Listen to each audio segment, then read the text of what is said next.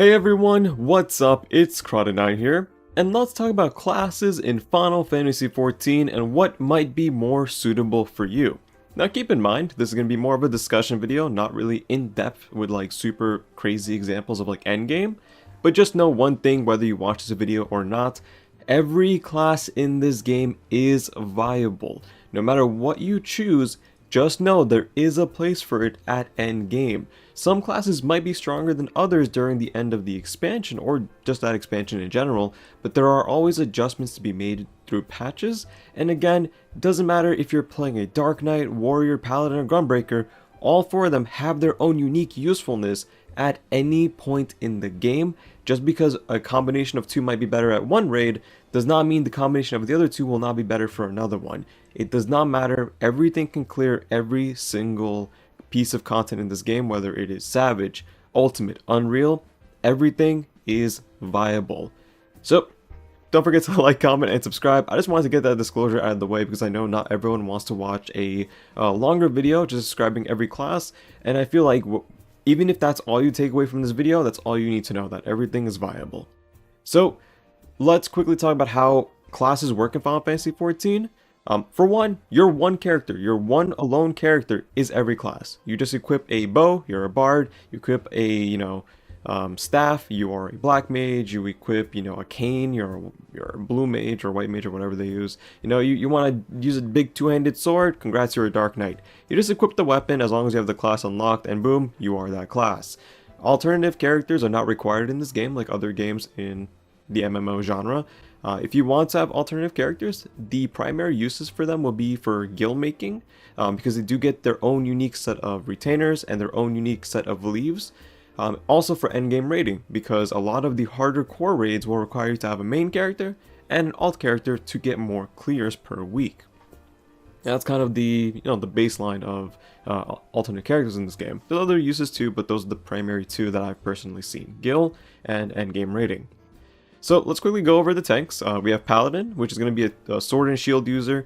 They're kind of the, I guess, the more red mage-like. They're like the jack of all trades for tanks. They can heal, they can shield, they can do some damage, and they can do ranged abilities as well. So they do kind of, have everything in one.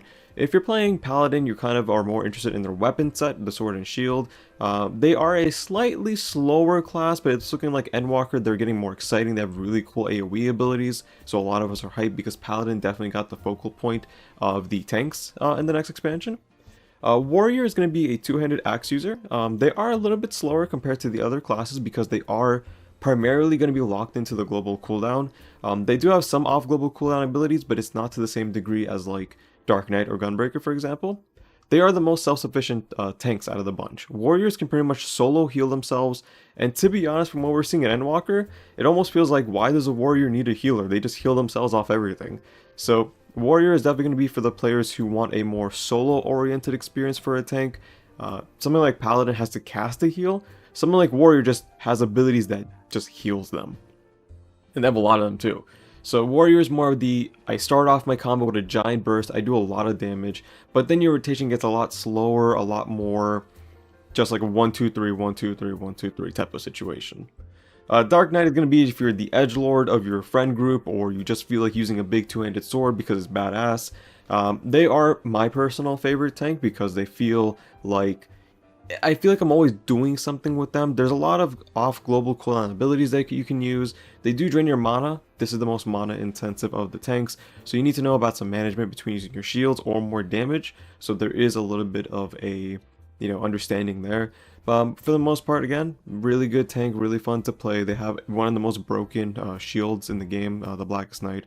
You just throw TBN on somebody, they get a shield, boom, you get a pop, you get to use an extra damage ability. Really fun class. Probably like the second hardest. I think out of all of them, Gunbreaker is slightly harder because you need to micromanage your abilities a bit more because they are a bit faster. Gunbreaker, the joke is like they're the Machinist, they're just a DPS in like tank clothing. They're not too far off.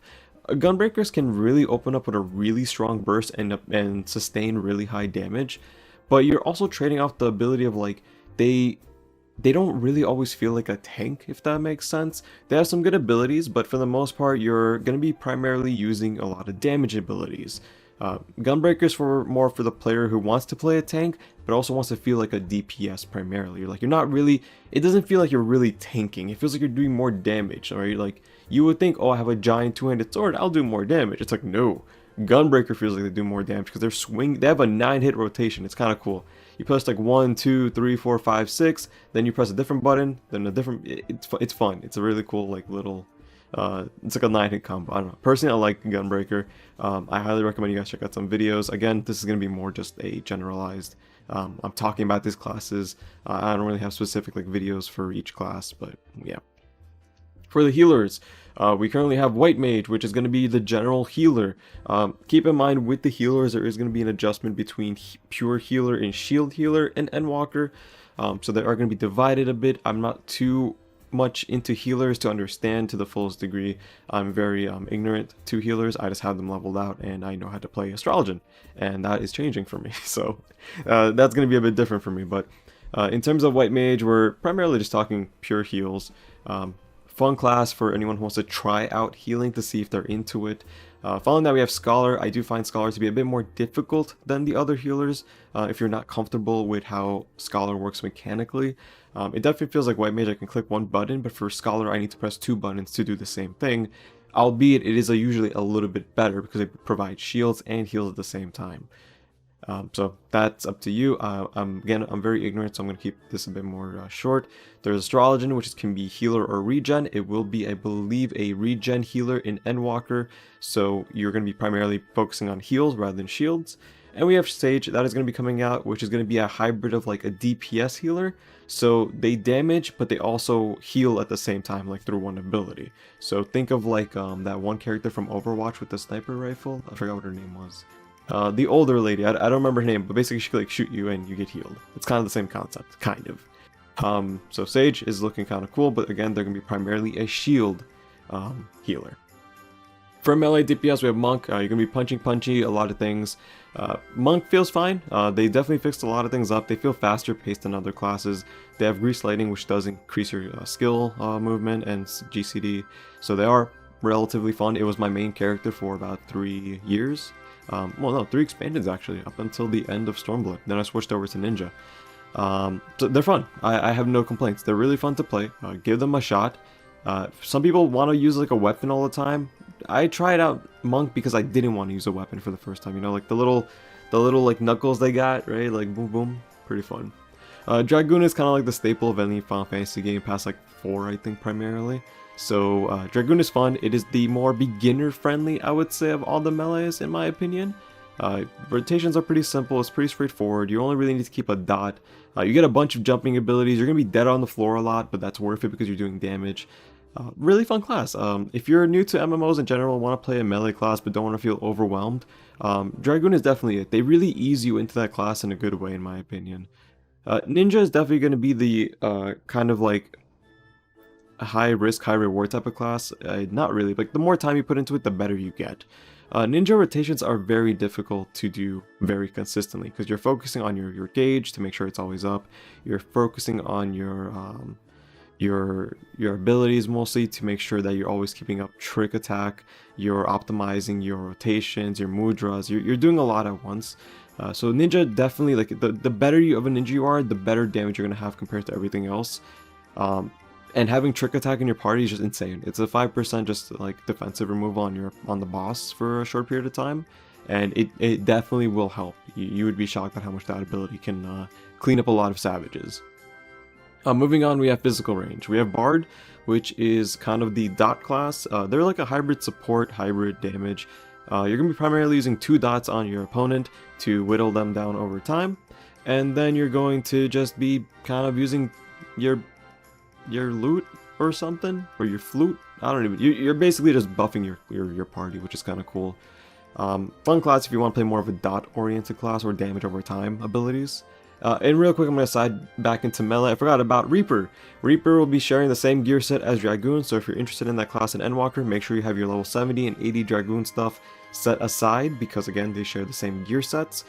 Reaper is looking to be a very, kind of like almost ninja, where it looks like you need to master the class to be really good at it. Something like, oh, I also skipped Samurai. How did that happen? I was going to say similar to Samurai, probably. But the Reaper is looking really fun. It's something that I haven't played or have seen more gameplay than what we have available, so I can't exactly say, yeah, this is great.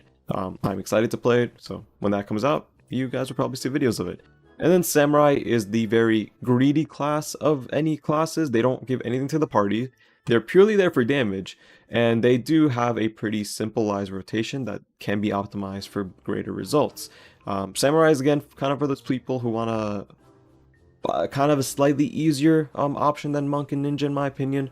But again, Samurai does not give any party utility. They rely purely on damage, which is why they're usually in the highest bracket of damage, if not the highest.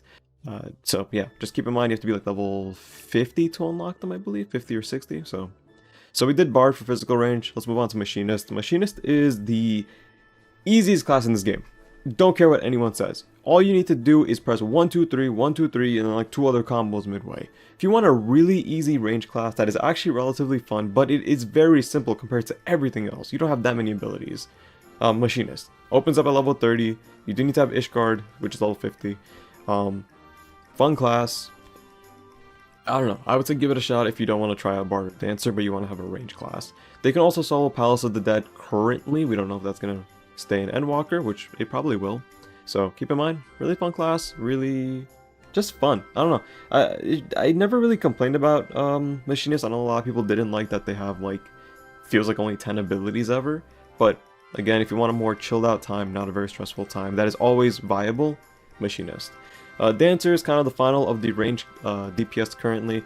It is going to be another support class like Bard, but a bit more heavier on the support aspect. You have a dance partner, which is just a stack that you give on somebody. They have bonus damage, you have bonus damage type of thing. They're fun. They also start around level 60, so you can go ahead and have a good time just having level 60 off the bat for free. Try it out. I also think they're very simple like Machinist. They don't have too much going for them. It's a lot of RNG. Your main combo is literally pressing 1 and 2, or whatever your 2 abilities are, and then you have like 3, 4, 5, like they all become like RNG. Like they happen at times, but not always guaranteed. Dancer is fun. They have a lot of good movement. They're not restricted to moving to an enemy or something. They can just shoot straight forward wherever they want. So fun class. For the magical DPS, I'm gonna kind of skim over these because they're all gonna be high burst classes minus Red Mage. So Black Mage, probably the hardest class in this game to master in my personal opinion. This is the type of class that if you're doing Savage on a Black Mage, you need to know what the boss is gonna do before it technically does it. Because you need to prep your spot for a whole 2 to 3 seconds so you can cast your ability so you don't lose uptime. And uptime means you're always attacking the boss. There's never any time where you're not. Because in Savages, there is DPS checks. If you don't meet them, you just wipe. And Black Mages have the hardest job because you have to adjust your party composition to them. If you're playing casually, yeah, it's fine. They're not very difficult. But if you're trying to optimize them, learn their rotations, try to be really good at them for raiding, easily the hardest class, in my opinion. Summoner is getting a rework.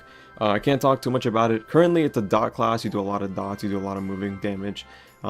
In Endwalker, they lose the dots. They become more of a static mage, similar to Black Mage, where you start casting on the ground more frequently. Again, I haven't played it. I don't want to tell you guys it's amazing, but it looks really fun, and that's all that matters. Red Mage is my main class, so I can kind of talk a little bit more about it, but I'm going to kind of keep it short. They are the jack of all trades. They can do melee damage, they can do range damage, they can heal, and they can raise. Your heal is going to be primarily used to recast dual cast, which is basically swift cast for Red Mages. And if you're confused on everything I just said, that's fine. Red Mage is it's a simple class, but it's complicated in what it does off the bat. So like not everyone's gonna know like all these things. They are known as the Res Mage because they can cast like 2 or 3 reses while a healer would cast 1 in that same time frame. With their dual cast, it makes their next cast instant. So you cast like Bear Cure, and then your next revive or your next damage is instant, for example. Or your damage ability attacks, you do a little cast, and then your next cast is instant. They're really fun. I honestly always recommend trying out Red Mage for new casters, because it definitely is the faster pace of the mages. You definitely feel like you are always doing something. You're always viable in everything because you can revive people, which is fantastic. They are the prog class in my opinion. Like, If you're trying to learn a new fight like Savage or Ultimates, having a red mage can swiffen your progress more than you expect, just because again, they can revive on the fly. Albeit it does cost mana, but a good red mage knows how to balance them out, assuming not everyone in your party is dead. And finally we have Blue Mage. It is the solo class of the game. Blue Mages can only party up in pre-made parties, so you can't just join like roulettes or dungeons without other people in the party. They are capped at level 70. They're usually 10 below the current expansion level, so in Endwalker we should be getting level 80 Blue Mage. They just take classes there from like other enemies and stuff, not class, abilities. So if you're looking to like, I don't know, use a Cactuar ability and do the like 1000 needle swing whatever, you can do that on Blue Mage because they take that ability. They have a lot of unique abilities. A lot of them do not share the cooldown with each other, even though a lot of them say they do. It's like you never really have both of them. And yeah, I think everyone should play Blue Mage. It's just really fun. It's a good way to kind of like ease out of the game for a little bit, kind of just enjoy yourself. Cause it's just you gotta catch them all, right? That's what the class is. It's Blue Mage. You gotta catch them all. Cause that's all you're doing. You're just getting every ability. They have their own exclusive mount, which is the Marble mount, I believe. You have to do a bunch of like Savages though, so it's a difficult mount to get. I believe it's under 3% of the player base has it. And yeah, I mean there's crafting classes which I'm not really gonna go into. There's miners, gatherers, and fishers, which are the disciples of land. You just get resources from the land. And then there's the disciples of hand, which is carpenter, blacksmith, armorer, goldsmith, leatherworker, weaver, alchemist, and culinarian. They are going to be making weapons, armor, clothing, accessories, right? Food, potions. It depends on which one you're choosing, and they'll have their own specialized items.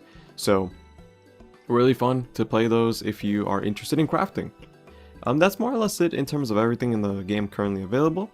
I hope you guys did enjoy the video. Hopefully you just got like something out of it. Like I said, if you just watched the first minute and that's all you listen to, you're perfectly fine. That's the summary of this video. Everything is viable. Choose the weapon that you find the coolest. Choose the type of playstyle you find the coolest. Do you want to tank? Do you want to do damage? Do you want to heal? Completely up to you. Do you like casting? Do you like not casting? Do you like, you know, big swords? Do you want a rapier? Do you want knuckles? Like you get the choice, right? So have fun.